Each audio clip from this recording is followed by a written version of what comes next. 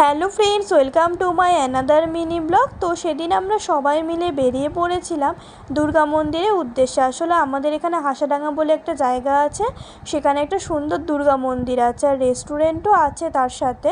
তো আমরা সেখানেই যাচ্ছি। তো দেখো টোটো থেকে কি সুন্দর ভিউটা দেখা যাচ্ছে। এটা হচ্ছে খোরেরধার।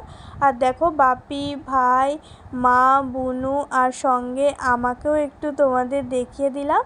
তারপরে আমরা আস্তে আস্তে চলে এলাম এই দুর্গা মন্দিরে।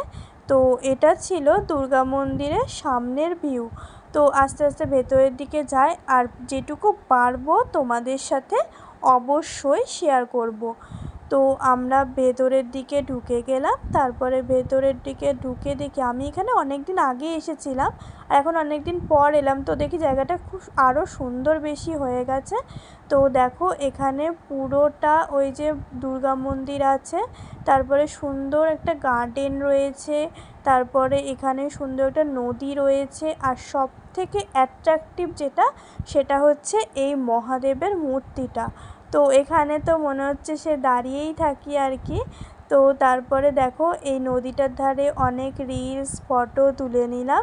তারপরে হঠাৎ দেখি এখানে চলে এসেছে বিয়ের কনে ফটোশ্যুট করার জন্য, তাই তোমাদের সাথে একটু শেয়ার করলাম। এরপরে মন্দিরে যাওয়ার পালা।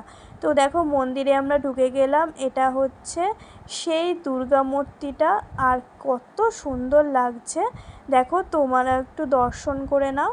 তারপরে আমরা চলে এলাম সেই রেস্টুরেন্টে। তো দেখো আমরা এখানে নিয়েছিলাম নিরামিষ থালি। তো নিরামিষ থালিটা ভীষণ টেস্টি ছিল আর ভীষণ সুন্দর ছিল। তো ভিডিওটা কেমন লাগলো অবশ্য কমেন্ট করে জানিও। আর ভালো লাগলে পেজটাকে ফলো করে পাশে থেকো। আর যদি ইউটিউব থেকে দেখে থাকো তাহলে চ্যানেলটাকে সাবস্ক্রাইব করে দিও। Thanks for watching.